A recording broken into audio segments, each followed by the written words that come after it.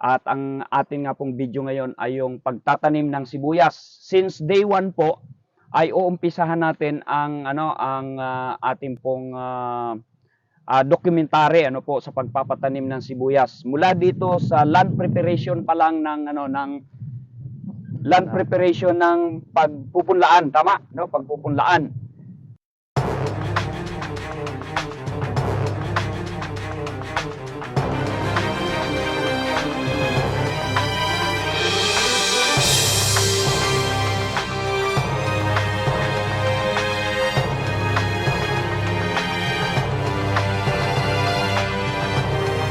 Okay. So, yun ulit mga kalakwatsero, isang mapagpalang araw ulit sa bawat isa sa atin. At ang atin nga pong video ngayon ay yung pagtatanim ng sibuyas. Since day 1 po ay uumpisahan natin ang ating pong documentary po sa pagpapatanim ng sibuyas. Mula dito sa land preparation pa lang ng land preparation ng pagpupunlaan, tama, no? Pagpupunlaan. So, tatanong natin dito kay Reden. Ayan. Siya yung mag-aasikaso nito. Sila yung master nito at ang kasama niya na si RJ. Ayan. Nasa punong kahoy lang si RJ. Okay. So, ngayon din dahil ang umpisahan natin yung land preparation ng pagpupunlaan. Ano bang ginagawa nyo bago magpunla? Kailangan po kasi natin pag namumula, ipaparotor natin yung area na pagpupunlaan. Bago, pag naparotor po, hand-tractorin, bago didiskuhin. Ano yung didiskuhin? Magadisko? Oh. What? Hindi po, hahaluin ko siya. Kaya disco. Yun yung mga terminolohiya nila, mga kalakwatsero, no?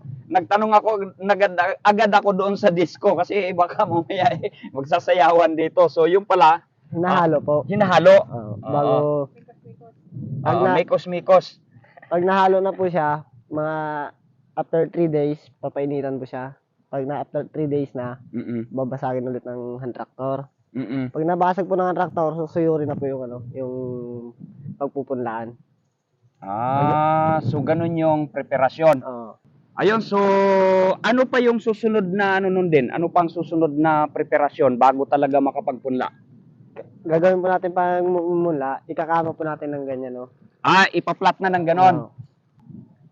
Yan, so bali, ito na yon, ipaplat natin ng ganito. Yan. Bago kakalagyan po, guguritan. Ano yung guguritan? Yung pinakalinya niya po. So lilinyahan para diretso yung plat. Oo.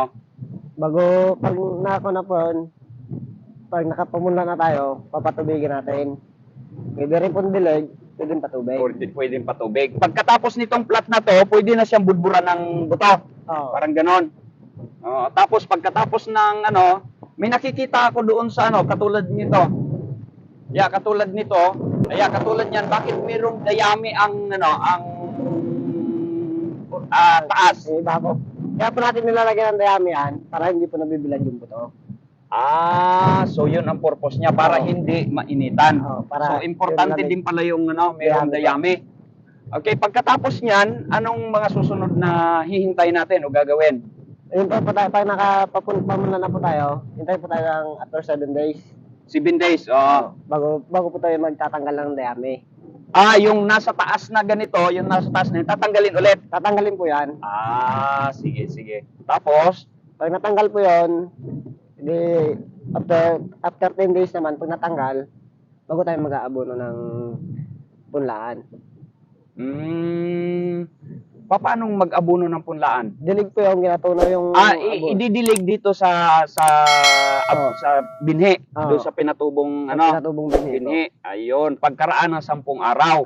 Ayan mga kalakwatsero, meron na tayong idea kung papaano mag-umpisa ng pagsisibuyas. Kaya kung gusto niyo pong mag-umpisa ng pagsisibuyas, sana makatulong po ang bidyong ito sa inyo. Ayan, so ituloy natin yung pagtatanong dito sa ating master kay Reden at yung kanyang kasama. Ulit, pakita natin si RJ. Siya yung panday, si RJ ang pandoy kasi alalay ng panday. What? Joke lang ha. Okay, so pagkatapos ng 10 araw, ano na ang mangyayari doon sa punla? lalaki po yon ang ating punla. Pag lumaki po yon na nakatapos kay abono ng 13 days, Ano yung abono na ginagamit nga pala? depende po sa abono na gusto nyo kung anong gusto nyo gamiting abono.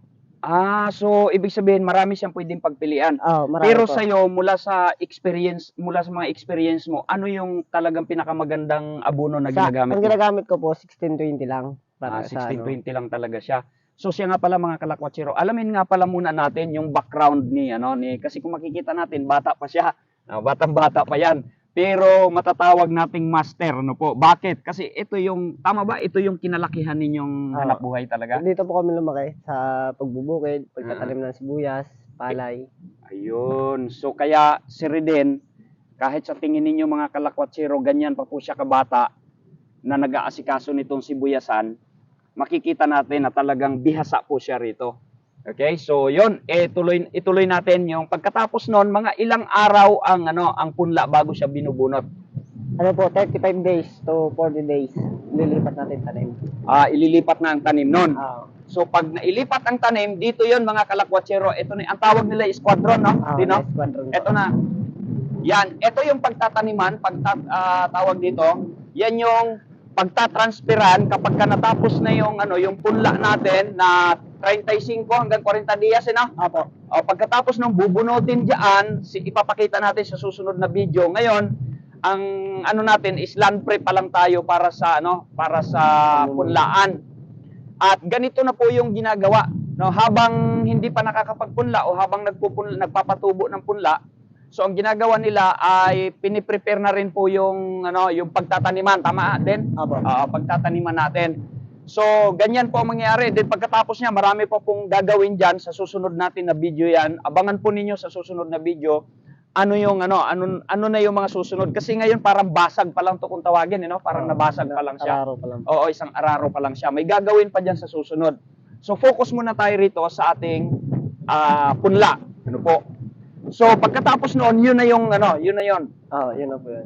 Okay, so ulitin lang natin mula sa umpisa yung land preparation ng pagpupunlaan. Okay, so panoorin niyo po 'yan mabuti at tandaan po natin kung ano po yung dapat na gawin. At least meron kayong idea sa mga gustong magsibuyasan.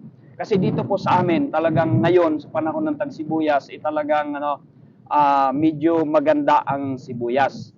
Okay, so doon naman tayo sa ulit. Magtatanong lang ulit ako din tungkol sa binhi. Kasi sa ating mga manunood na farmers, yung mga magsasaka natin na gustong magsaka na wala pang idea sa pagsisibuyas, ano yung binhi na pwedeng na magandang para sa iyo sa experience mo? Ang mas maganda pong binhi, yung Red Dragon sana, Red Dragon. Red Dragon. Kaso kala po sa Red Dragon, matagal.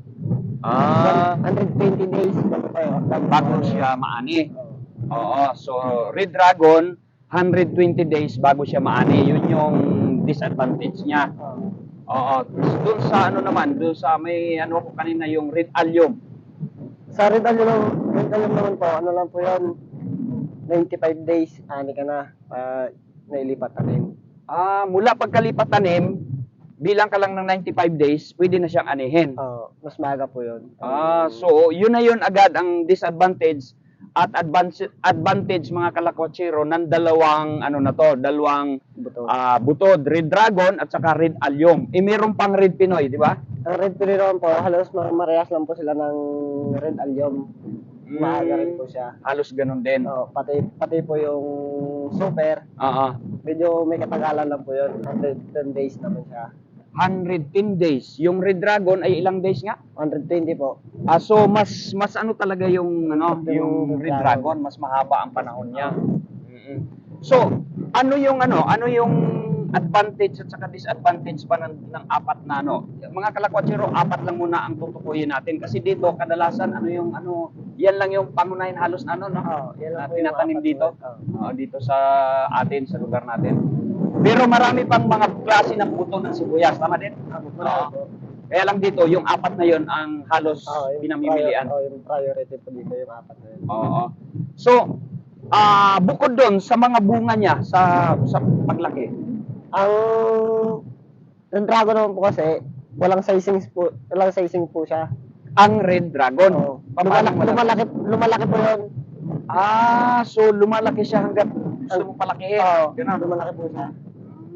Kaya ang alim naman po, pickles lang po siya. Ang ano. Paanong pickles? Ano na po Kasagaran lang yung... Oo, yung laki nga. Aha. May malaki po siya, madalang. Parehas lang po sila ng super. Yung Super Pinoy. Oo, ganun din po ang super. May sizing.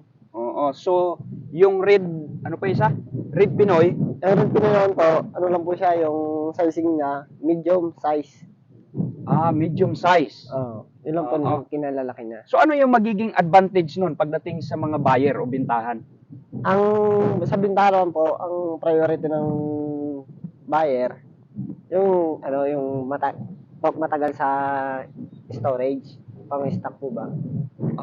Ang kinakuha nila lagi, Red Dragon, bago yung Red Pinoy. Ang kinukuha. Bago yung Red Allium. Yung Superman po, madalang po siya mabili. Bakit? Mahina sa Mahina po sa storage, stock. sa stock. Oh. Pero yung Red Allium, kasi yun yung itatanim mo ngayon, di ba? Yung Apo. Red Allium, ano yung mga bintahin nun sa ibang ano? Mabilis po sa ibenta yung Red Allium dahil po sa sizing na at pwede siya pang stock. Storage. Yun. So, hindi siya masyadong lumalaki, hindi rin siya maliit. Oh. Tama? Tapos, pwede siyang i-stock din Oh, kung sa tatagal sa storage. So, yun pala mga kalakwatsero, at least, no, meron na tayong, so nagsilab na si, doon, si RJ. Sinilab na. Yan. Okay, so, yan mga kalakwatsero, meron na tayong idea kung papaano magtanim ng sibuyas. So, day 1 po natin ngayon, first day natin.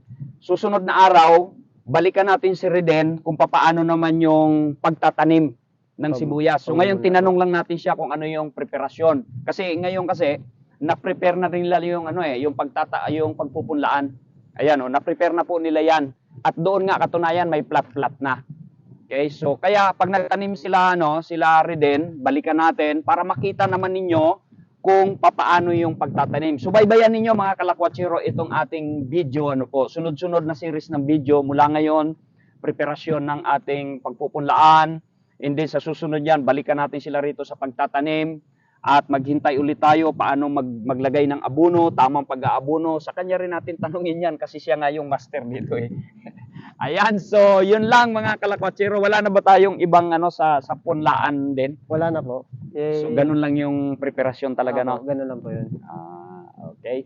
So yun lang mga kalakwatsero, kung nakaabot ka sa dulo ng bidyong ito at hindi ka pa nakapag-subscribe, huwag mong kalimutang mag-subscribe. At siyempre, pindutin po yung notification bell para kapag meron po tayong bagong video ulit, na ganito ay isa ka sa unang makapanood. At siyempre, salamat din po sa inyong panonood. At salamat sa hindi pag-escape ng ating ad sa bidyong ito para naman po makatulong sa atin. Makatulong sa ating mga magsasaka rito, Kasi sabi ko kay Reden, siya yung bida ngayon dito, sila dalawa ni RJ, Kaya siyempre, So alam niyo na mga kalakwatsero, sana sa tulong po ninyo ay kumita ang ating video at sigurado ako makakasama, may pangmerienda sila, Sila Reden. Ayan, so mausok na dito dahil nagsilab na si RJ doon.